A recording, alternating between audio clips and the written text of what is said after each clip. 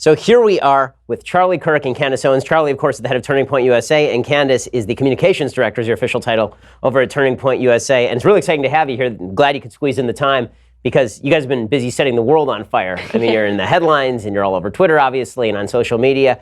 Why don't you give me sort of the status update, Charlie, and then I want to ask Candace some questions about sort of what's going on in her great crusade to break up a lot of the group identity politics. Things have been going great. I mean, we've had an unbelievable semester. We spoke, I think, over 38 times since January 1st on campuses, and you know that takes a grind because you do a lot of speaking too. We did UCLA, Stanford, and UC Berkeley in the last 6 weeks, which has been amazing. We have our Young Women's Leadership Summit coming up next week. You're speaking there, and yeah, we've just been kicking butt, taking names. We're expanding to more and more campuses, but we see a not so silent majority growing on college campuses, and the revolution is brewing. Yeah, how are you handling the additional sort of media attention? Because I saw there's a big New York Times piece on you, and they're not in love, but with laughter, predictably. And but look, that's how you know you're making a difference, right? No one hunts small deer, as I always like to say.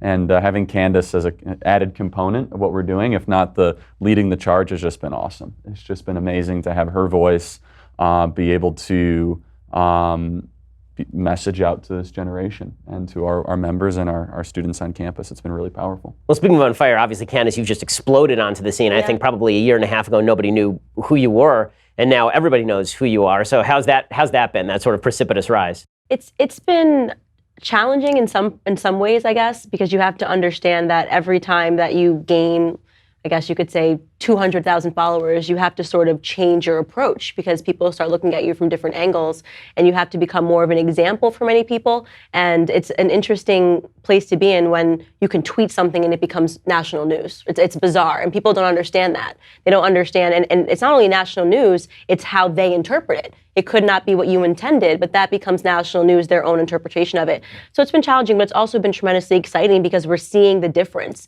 in the comments. We're seeing that Black people are starting to debate one another, and they weren't doing that. They all had decided that they were Democrats, and that was it. They had to accept that because Republicans were racist, because you're a racist, because Charlie's a racist, well, right? Of course, I mean, that's it. They've accepted that. Yeah, so it's interesting to see them start to have a different discussion and to start to view me as someone who's a lot more thoughtful than they initially thought. They thought it was all for a paycheck, right? And the tides are turning. So how did you get here ideologically? Because that's how did you get from point A to point B? Because again, it's not like, I came up in the conservative movement, Charlie came up in the conservative movement, but you're relatively new to the conservative movement. So what's sort of your conversion story? What was the moment on the road to Damascus? It was a lot. I always say this. I was never a liberal in terms of politics. I just assumed I was a liberal. I didn't care about politics at all. And that's really the truth about the majority of the Black community. We're not paying attention to politics.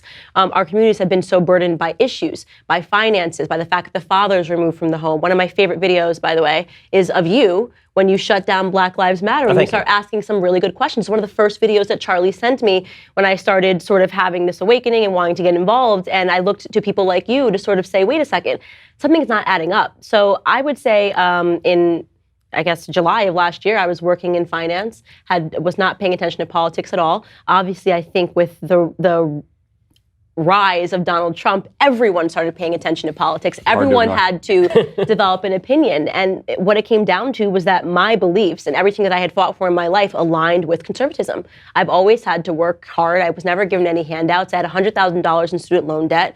My grandfather is extremely pious. I was raised with prayers around the dinner table, the Bible stories in the morning. And today, that's a conservative position. So when I started paying attention, I realized that I was a conservative. Well, what's really interesting is all these new conversations that are happening. I mean, obviously the most prominent that both of you have been involved in are these conversations with Kanye West, which I can say completely came out of left field for most people, myself included.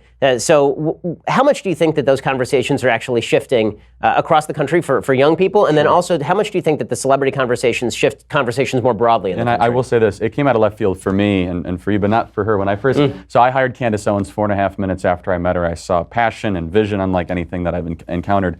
And from the first couple minutes afterwards, she's like, Charlie, you don't understand. Kanye West is going to come out as a conservative Trump supporter. I was like, what? I was like, come on. And I'm not very pop culturally literate. She's been doing better there. Next more thing than I am. I mean, everyone's more pop culture literate than I am. No, you'd be surprised. I was like, wait, is he the one married to Beyonce? And she's like, did I just agree to work for this guy? It was so bad. We're doing a lot better now.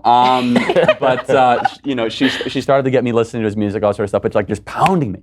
And she's like, this is going to happen. And so that's the first thing. But when this happened, and he said, I love the way Candace Owens thinks, that was one of his first public statements in a long time.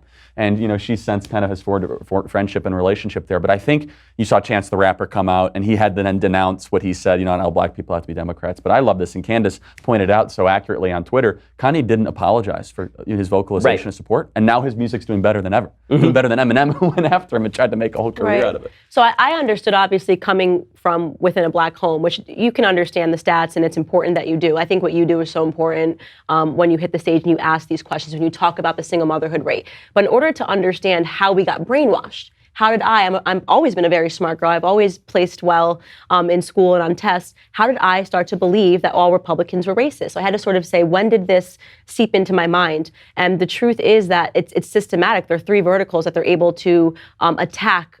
If you say it's attack, I think it's an attack, the way that black people think. The first is family. It's the breakdown of the family, which you've spoken about, right? The single motherhood rate. And when you remove the father from the home, the black youth then begins to idolize culture.